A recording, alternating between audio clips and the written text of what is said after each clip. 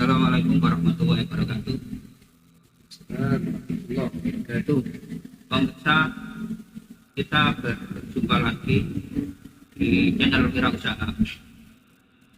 Pada bincang wirausaha kali ini, kita akan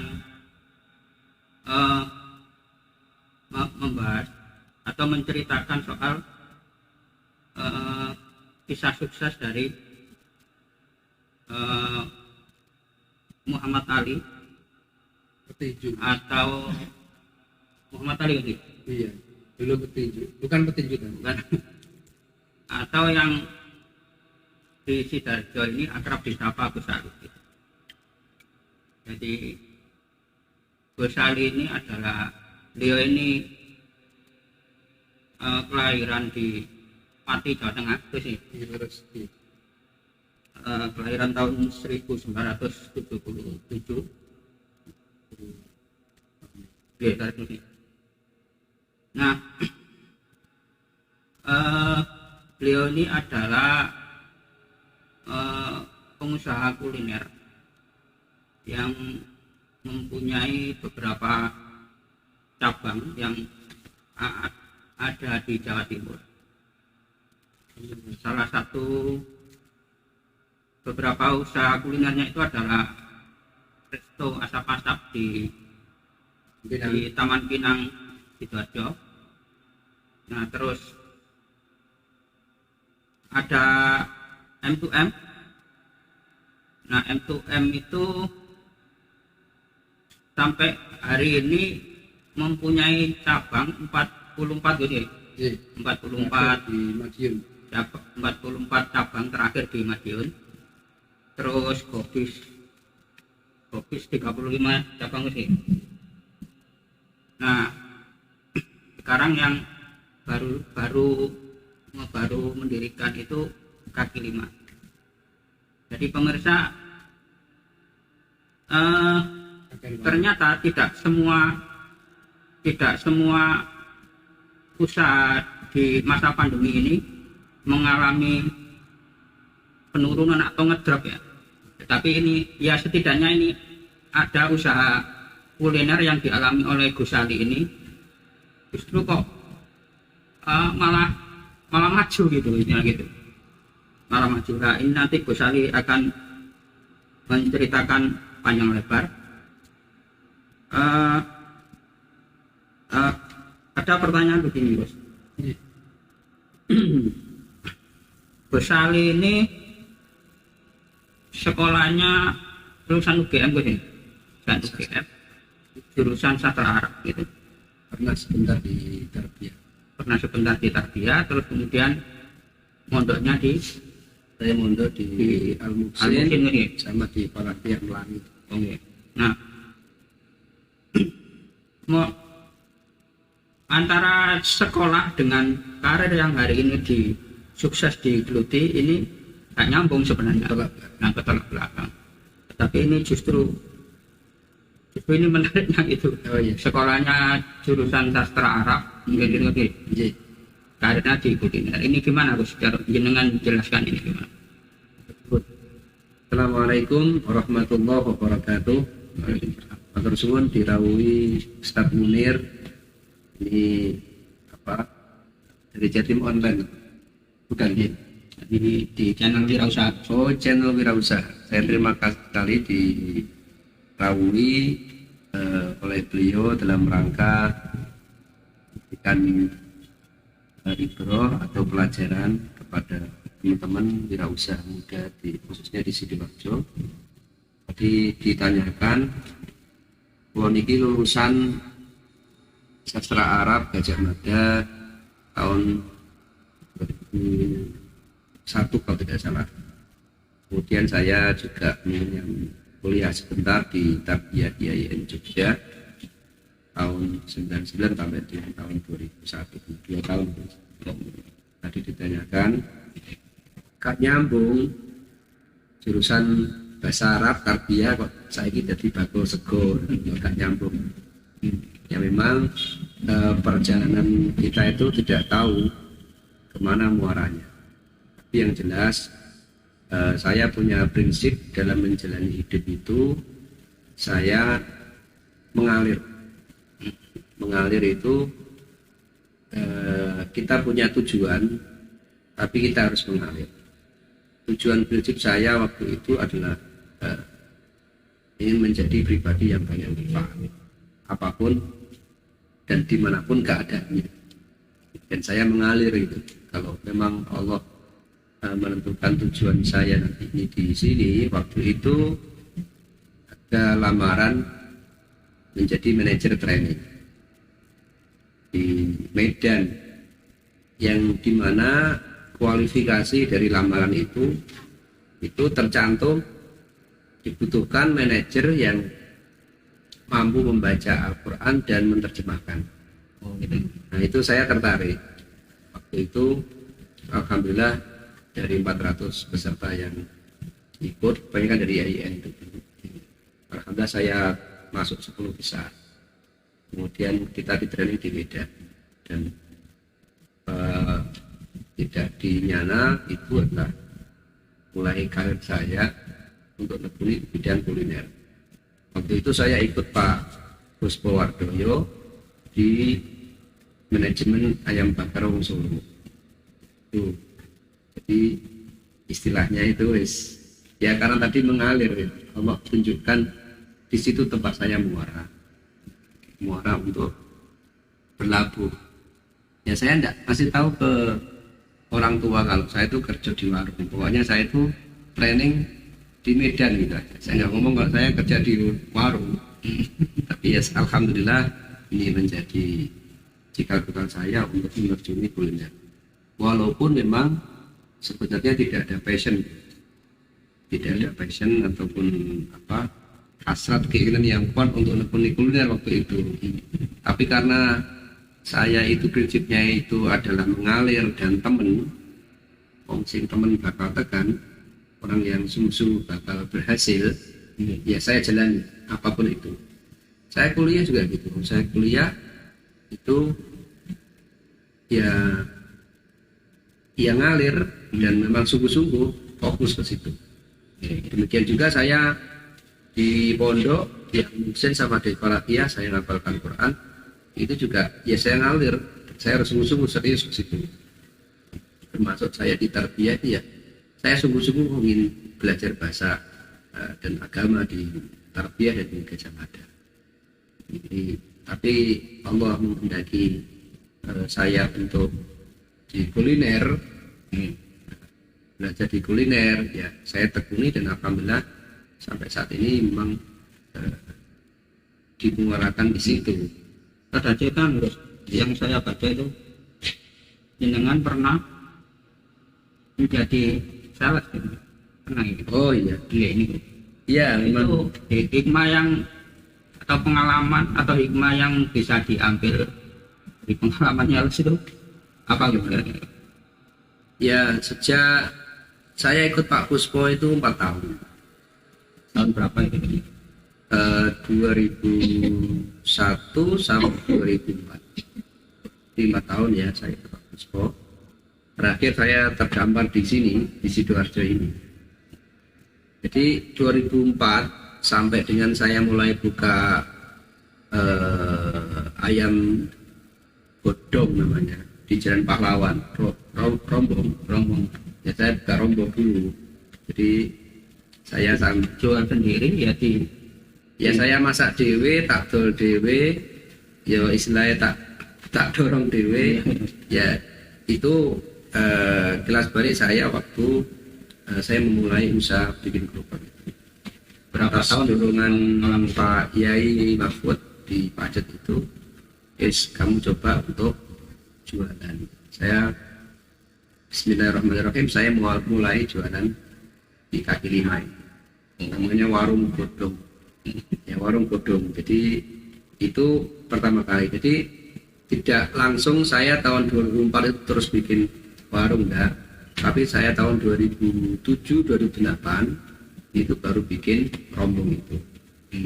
Nah, kemudian karena setahun itu kontrak saya habis, sebelum kontrak saya habis, yang di Jalan Pahlawan itu yang saya dorong gerobak itu, saya berdoa kepada Allah setiap kali saya lewat. Itu kan di Jalan Pahlawan itu kan ada tempat kosong yang merupakan cikal bakal M2M yang pertama. Jalan Pahlawan Sidoarjo ini, yaitu saya alhamdulillah mulai buka usaha kuliner di situ, namanya M2M. Di ayam warung godong, kemudian M2M. Nah, selama 2004 sampai dengan 2007, apapun pekerjaan ini saya lakukan. Saya tidak langsung dan tekuni kuliner karena tidak ada passion.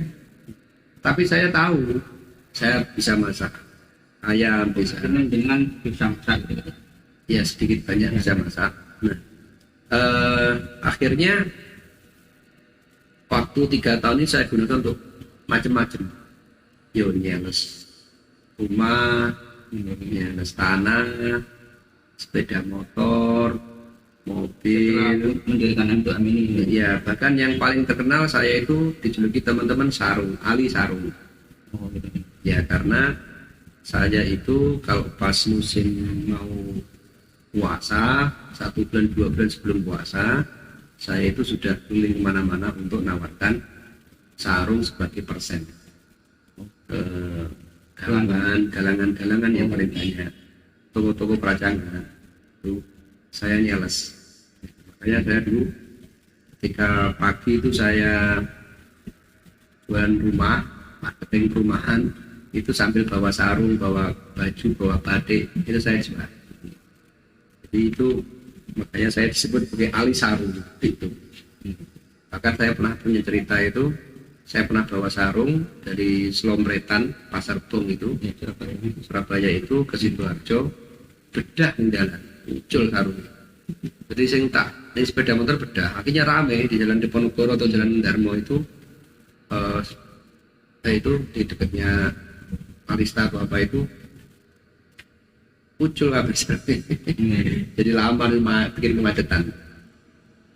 Ke soal ide untuk diperancaskan itu Oh iya, itu terencana dengan dengan apa, sudah direncanakan atau mengalir aja gitu istilahnya? iya. Saya memang teorinya itu mengalir saja, mengalir tapi tetap berdoa kepada Allah untuk ditunjukkan yang terbaik. Jadi ketika buka ayam godong itu kan sebagai pelajaran Allah.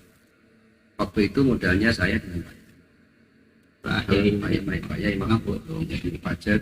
Lalu kemudian setelah di M2M, yaitu saya mengumpulkan potensi-potensi yang berserakan.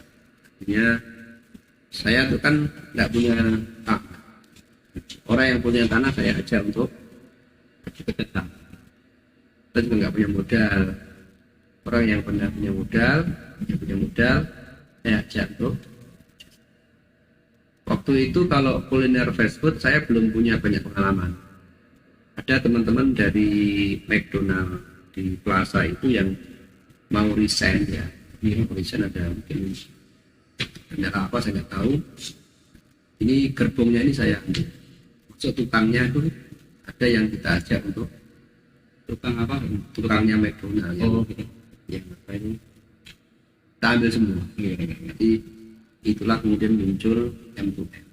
M2M itu McDonald-nya Indonesia. Ya, istilahnya itu M2M McDonald-nya Indonesia. Dan kita membawa M2M itu sekarang sudah 44 cabang. Terakhir kemarin akhir bulan kemarin ya, bulan Desember ya ini, yang pasang 5 hari yang lalu ya, tanggal berapa itu, tanggal 23 Desember kita buka di. Terus kok pilihannya ayam itu, ayam sebagai bahan menu? Oh iya, dari yang itu apa? ayam itu tanya sama 10 orang senang ayam apa ora ya, insya Allah dari 10 itu mungkin 70% suka ayam. Sampai sampel wong 100 wong 70 sing seneng ada yang nggak senang. kan ketika ayam dimasak model yang tadi itu ya kan Oh iya. saingannya kan banyak betul gitu. Oh iya. Itu sempat terpikirkan gitu ya bahwa ini ada pesaingnya besar gitu kan. Ya pasti itu, kan sampai sekarang juga makin banyak pesaing yang tentunya kita dalam memulai itu harus punya karakter ya. Karakter pembeda dengan yang lain. Jadi kalau sampai ingin buka apa-apa harus beda, aja foto. Oh, Pak, bedanya apa ayamnya M2M sama ayamnya KFC atau McDonald? Yang jelas rezekinya beda. Dua, ya kalau pengen buka ya harus pertama kali. Apanya Pertama kali kita tuh ya, insya Allah ini warung yang mirip McDonald yang pertama kali di Indonesia itu M. Kemudian kita mungkin yang pertama kali mempelopori adanya gerakan sharing 10% sosial untuk infak. Jadi ada infaknya. Kemudian kita juga pertama kali dalam membuka waralaba yang syariah. Jadi kita juga pertama kali yang memberikan inovasi kepada anak-anak bangsa. Terus kita mulai dari sini. Soal profit sharing tadi, profit sharing itu dengan jelaskan lagi dan itu baku itu dari memang aturannya franchise itu atau ada ngambil kaidah apa gitu tadi sehingga mitra ini bisa yakin bahwa ini adalah pembagian keuntungan yang proporsional gitu. Gimana? Ya. Bismillahirrahmanirrahim. Jadi bisnis yang kami jalankan itu karena mengumpulkan potensi-potensi yang terserak tadi, atau kolaborasi tadi, maka pembagian hasilnya itu juga sama ya atau proporsional sebagaimana kita berbisnis. Jadi ada pemilik modal, kadang juga ada pemilik tempat yang menyediakan tempat yang dikelola. Kadang juga modalnya itu juga istilahnya tidak keseluruhan, sehingga hanya merupakan saham beberapa orang untuk ikut. Jadi modal tidak harus satu orang, bisa beberapa orang. Kalau tempat kan satu orang, tempatnya pun bisa kita upayakan bisa sewa, bisa kerjasama. Sewanya bisa sewa lunak, bisa sewa per tahun, bisa sewa langsung sebagaimana kita sewa. Jadi semuanya ini kita yang jelas tingkat ikrar di awal itu jelas. Ya. Jadi antara pemilik modal, pemilik tempat dengan pengelola, dengan mudorib. Kita bagi hasil di situ. Misalkan nanti kalau sudah ada penyusutan dari tempatnya, belum kita bagi tiga, kita sisihkan 10% untuk untuk infak, untuk dekat. Jadi baru kita bagi tiga di sana, pemilik modal, pemilik tempat, dan pengelola. Itu kita bagi seperti itu. Tapi kalau misalkan yang punya tempat ini punya sudah settle tempatnya, nah itu bagiannya tidak sepertiga, tapi mungkin dia bisa punya nilai lebih karena tempatnya sudah siap, sudah jadi. Itu tergantung kesepakatan di awal. Atau tempatnya itu kosong, kemudian yang punya modal ini modalnya besar untuk dikeluarkan, bisa jadi dia punya persentase yang lebih banyak. Tergantung pada kesepakatan dan kesepahaman antara ketiga belah pihak. Itu kalau ada pemilik tempat dan pemilik modal. Kalau hanya pemilik modal dan tempat jadi satu dengan kita, ya tentunya kita nanti bagi hasilnya sesuai dengan kesepakatan. Bisa 50-50, bisa 60-40, tergantung kepada akad yang kita sepakati. Jadi prinsipnya adalah antara mungkin. Jadi sama-sama kedua belah pihak itu ridho. Seperti pikir apa kali? Iya, bisa syarota, bisa menjadi robat. Terus soal ini yang barangkali dianggap sangat penting bagi para pelaku usaha, soal branding ini, terus branding produk itu gimana? Kiat-kiat yang bagus itu sehingga mitra yakin gitu, kemudian masyarakat pembeli itu juga merasa naik kelas ya, jadi itu. Jadi tadi yang saya sampaikan kuncinya adalah punya pembeda. Saya itu berupaya untuk ayam yang kami potong itu pengennya kami potong sendiri, atau minimal kami itu motongnya itu tahu siapa yang motong. Itu kan pembeda. Berarti benar-benar halalan dan benar-benar thayyiban. Halalan thayyiban. Itu kan branding, kekuatan pembeda dari sebuah brand yang lain. Saya di Bobis itu satu ayam tapi bismillah potongnya menghadap kiblat, dipotong sendiri. Ini kan tidak dipunyai di tempat yang lain. Kita jamin kehalalnya untuk cara potongnya. Nah, itu menguatkan brand kita Kepada mitra, iya kepada mitra juga, kepada ya mitra yang kepada pembeli yang kita sampaikan bahwa ini satu ayam satu bismillah, ya.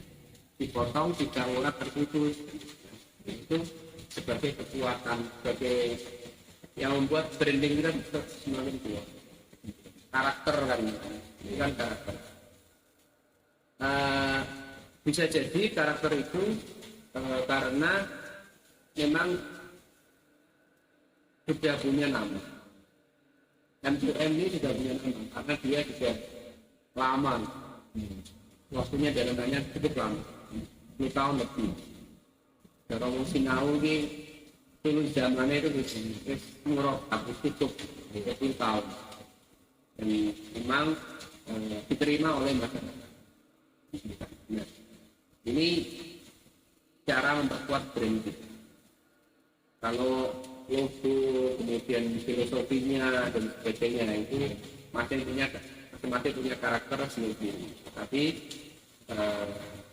yang jelas kekuatan branding ini juga harus dibangun dari semangat ingin lebih baik. Kekuatan branding bisa dibangun dengan profesionalisme. Artinya standar baku dari yang kita jalankan benar-benar telah teruji, ya, standar profesional positif. Kekuatan branding juga bisa dibangun dengan packaging yang menarik. Packaging yang menarik itu ya misalkan food grade, brandingnya menjual, kemudian gampang diterima masyarakat. Ada edukasi di situ. Kekuatan branding juga bisa dibangun dari value siapa yang memegang perusahaan ini, track record, ya, track record itu ya kredibilitas, stabilitas, profesionalitas dan nama bisa jadi seperti itu. Kekuatan branding juga bisa dibangun dari kemanfaatan branding itu sendiri di masyarakat. Ada feedback, ada imbal balik masyarakat dengan kita. Ya, tentunya dalam hal PSR, dalam hal penyediaan lapangan kerja, ya, dalam hal bagaimana memberikan kontribusi yang besar untuk masyarakat. Itu juga bisa membangun kekuatan branding juga bisa dibangun dengan semangat anak-anak dalam hal melayani. Pelayanan yang cepat, pelayanan yang ramah, itu juga bisa menguatkan kebersihan, ya, kenyamanan tempat, ya, kemudian bagaimana berinteraksi dengan customer, sebagainya, itu juga menunjukkan kekuatan branding. Semua itu bahu membahu, saling membahu menguatkan brand. Inilah ciri khasnya kita. Seperti kaki lima stick. Ini saya bikin stick yang harga kaki lima. Ini kan orientasi kan mahal. Tapi kita bawa sedikit ke pasar. Mendekatkan sedikit ke pasar. Harganya kaki lima, tapi rasanya tidak kalah dengan stick yang bintang ini. Sausnya enggak. Nah, itulah yang brand yang kita bikin di situ. Kufis kita bikin karena bagaimana masyarakat suka ikan, mendekatkan ikan ke masyarakat, membuat produk ini semakin digemari oleh masyarakat, ikan semakin digemari oleh masyarakat. Itu yang kita bikin. Pertama juga terjangkau. Hanya 10.000 sudah dapat ikan, nasi, bahkan kita kasih gratis minum. Ini kan terjangkau oleh masyarakat. Terus dalam setiap kesempatan dengan promosikan produk kuliner ini kan selalu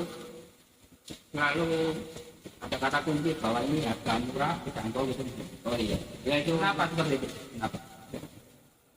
Bisnis di masa sekarang, terutama era pandemi, itu harus tahu apa yang need-nya masyarakat. Need-nya masyarakat sekarang adalah bisa makan yang berkualitas, yang bergizi dan terjangkau, yang bisa memberikan imun yang bagus buat dia dengan harga yang tidak mahal. Itu yang dibutuhkan masyarakat sekarang. Jadi di masa pandemi ini, kalau kuliner ya harga mengikuti mereka, bukan kita yang mengikuti. Bukan maunya kita, tapi maunya misinya masyarakat. Tidak pada rumus itu kan. Ada rasa, ada PD. Oh tidak. Sekarang masyarakat itu rasanya enak, regane terjangkau, harganya terjangkau itu. Bukan honor rubon. Sekarang itu harganya bagaimana enak, tapi rasanya tetap berkualitas. Itu kuncinya. Bisnis di masa pandemi itu rasanya harus enak, harganya juga enak. Iya. Iya. Betul ya. Iya. Karena semua sudah mendowngrade untuk bukan turun kelas ya. Iya. Artinya yang biasanya menginap di hotel bintang 5, sekarang bintang 3 pun tidak ada. Bahkan yang di bintang 5 itu juga menyesuaikan pasar, menurunkan harganya. Tidak 1 juta ke atas enggak. Sekarang hotel bintang 4, bintang 3, bintang 5 itu harganya ada yang 400-an. Karena apa? Dia menyesuaikan Pak. Seperti itu. Terus tiap sukses meraih usaha, terutama kuliner ikan geli. Ya. Mohon disampaikan barangkali ini menjadi sesuatu yang nanti bermanfaat bagi para pemirsa ya. Oh ya. Melihat atau menikmati tayangan ini gimana? Terima kasih. Untuk memulai usaha kuliner, maka awalilah dengan keyakinan yang sungguh. Apa keyakinan yang sungguh itu? Keyakinan yang sungguh adalah modal yang terbesar buat kita untuk memulai usaha. Tanpa punya keyakinan sehingga menunjukkan keberanian, Anda punya uang, punya tempat yang bagus untuk usaha, punya ilmu juga, tapi nggak punya keyakinan keberanian, juga nggak akan jalan. Mulailah dari yang kecil. Saya dulu mulai rombong. Jadi tidak perlu malu, kita mulai dari yang kecil. Yang kecil itu apapun yang bisa kita lakukan untuk yang dibutuhkan masyarakat ya kita siapkan. Itu apa? Misalkan nasi kotak untuk setiap minggu untuk arisan kita layani saja. Nanti lama-kelamaan itu akan terbiasa. Jadi orang yang bisa itu karena biasa. Ya, orang yang bisa itu bukan orang yang ini enggak, kerja ini enggak, tapi orang yang terbiasa. Dia terlampil. Kemudian yang terakhir selain keberanian keyakinan, kemudian mulai dari yang nol, ambil peluang. Yang terakhir adalah sukses itu punya kita semua, hak kita semua. Maka sukses yang terpenting adalah bagaimana bisa membahagiakan orang yang kita cintai dan bagaimana membuat orang lain bisa tersenyum. Maksudnya khairun nas anfa'uhum lin-nas. Intinya begitu. Pemirsa, demikian tadi ulasan atau cerita pengalamannya Gus Ali sebagai pelaku usaha kuliner yang sukses, yang mudah-mudahan itu bisa menginspirasi kita semua. Nah, kesimpulan dari semua yang disampaikan tadi bahwa setiap usaha apapun harus dijalankan dengan penuh keyakinan, dan apapun bentuk usaha itu, dan itu harus sungguh-sungguh dan harus dimulai gitu, harus mulai sekarang jangan ditunda. Demikian bincang wirausaha kita kali ini, mudah-mudahan ada manfaatnya. Saya Mustaqim Munir. Wassalamualaikum warahmatullahi wabarakatuh. Waalaikumsalam warahmatullahi wabarakatuh.